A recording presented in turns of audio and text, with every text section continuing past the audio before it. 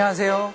여러분들 알렉산더 대왕 다 아시죠? 알렉산더 대왕이 서양과 동양을 같이 정복하면서 두 세계 간에 서로 이제 문명이 교환되기 시작했습니다.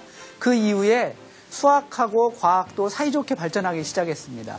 가장 기본적인 과학에서의 수학은 어떤 양을 재는 계량의 수단으로 수학을 사용하기 시작한 것이죠. 오늘은 그 얘기를 좀 해보기로 하겠습니다.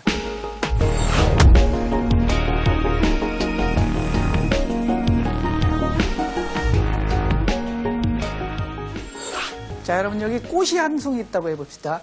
여러분들 볼 때 꽃을 어떻게 보시나요? 빨갛다, 예쁘다, 파랗다, 아이고 꽃잎이 예쁘네, 주로 이런 식으로만 그 꽃을 관찰하게 되죠. 그런데 과학자 또는 수학자들은 다른 형태로 그 꽃을 보게 됩니다.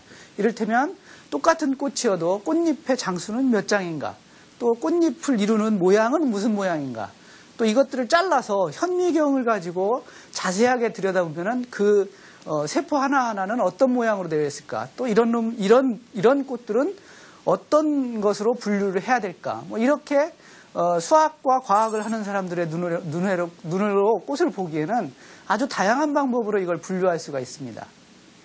이것이 바로 과학이 수학을 응용해서 만들어 나가는 과정 중에 하나입니다. 그리고 수학에서도 이런 일정하게 어떤 패턴을 분류하는 분야의 수학이 있습니다. 그런 분야를 우리는 이산수학이라고 합니다.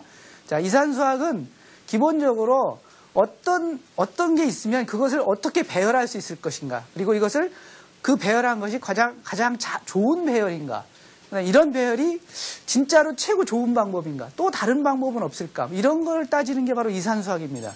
이런 것들이 여러분들이 지금 현재 쓰고 있는 컴퓨터라든지 정보통신기기 이런 것들의 발전을 이끌게 됐죠. 자, 그래서 이런 것들이 실제로 우리 인간한테 또 우리 인간의 문명학에 어떤 영향을 미쳤는지, 또 수학과 과학이 서로 발전하면서 과학이 발전할 때 수학이 어떤 영향을 미쳤는지, 또 수학이 발전하면서 과학에 어떤 영향을 미쳤는지 잠깐 살펴볼까요? 근데 그 형태로는 수학과 과학의 관계를 말해줄 수 있는 형태가 바로 세 가지로 압축할 수가 있습니다.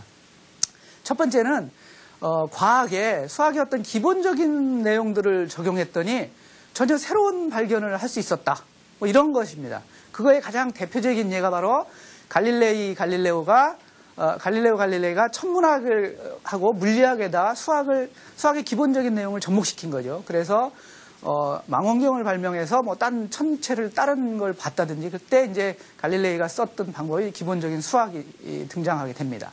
두 번째 방법은 어떤 과학에서 풀지 못한 문제를 전혀 새로운 수학을 도입해서 그 문제를 해결하게 됩니다. 그 대표적인 예가 바로 미적분이죠.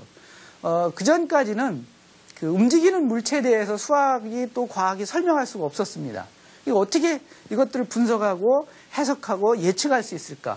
이런 고민을 하면서부터 어떤 문제가 발생하냐면, 움직이는 것도 수학으로 풀어야 되겠다, 이러면서 이제 미적분이 탄생하게 됐습니다. 마지막으로는요, 수학은 이미 나와 있었습니다. 수학은 이미 나와 있었고 이미 이론적으로 다 정립이 돼서 수학에서는 이만큼 100년, 50년 이렇게 앞서가고 있었는데, 과학에서는 그런 사실을 몰랐어요. 수학에 이런 게 있다라는 걸 모르고 있었습니다. 그런데 그런 수학이 나온 다음에 조금 과학자들이 수학을 공부하다 보니까 이게 지금 우리가 알고 있는 과학과 굉장히 밀접한 관련이 있다. 이걸 도입해서 과학의 문제를 해결하면 새로운 과학이 열리겠구나라는 걸 그런 식으로 이제 과학과 수학이 접목되는 거죠. 그게 바로 아인슈타인의 상대성 이론입니다. 바로 아인슈타인은 그 자신의 상대성 이론을 고민하다가 비유클리드 기하학이라는 수학을 만납니다. 그리고 나서 요즘 우리가 알고 있는 상대성 이론에 나타나게 된 거죠. 자, 이렇게 해서 첫 번째 제가 말씀드렸던 과학과 수학의 만남에서 수학의 기존에 있던 기본적인 사실을 과학에 접목시켰더니 새로운 과학이 나왔다, 새로운 사실을 알게 되었다. 이게 바로 아까 제가 갈릴레이의 업적이라고 그랬죠. 자, 갈릴레이는 여러분들이 갈릴레이 하면 생각나는 게 뭡니까? 그래도 지구는 돌고 있다, 이렇게 말한 거죠.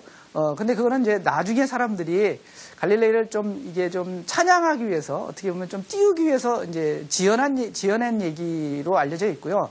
어쨌든 그 갈릴레이가 코페르니쿠스의 지동설을 뒷받침할 만한 그런 사실들을 이제 망원경을 발명해서 확인했죠, 과학적으로. 근데 그때 사용된 게 이제 간단한 수학이었습니다. 근데 그 갈릴레이가 이런 사실을 알기 이전에 이미 서양 사람들 그 전에 아주 고대에 이미 지구가 둥글다, 그리고 지구가 태양을 중심으로 돌고 있다, 이런 사실을 이미 알고 있었습니다. 그 대표적인 사람이 누구냐? 바로 고대의 천문학자인 아리스타르코스라는 사람입니다. 이 사람은 약 기원전 300년경에 활동한 사람인데요. 이 사람이 처음으로 이제 이 지구가 둥글고 태양을 돌고 있다라는 얘기를 했는데, 당시의 과학자들 또 수학자들, 천문학자들은 그 사람의 말을 믿는 사람들도 많았습니다.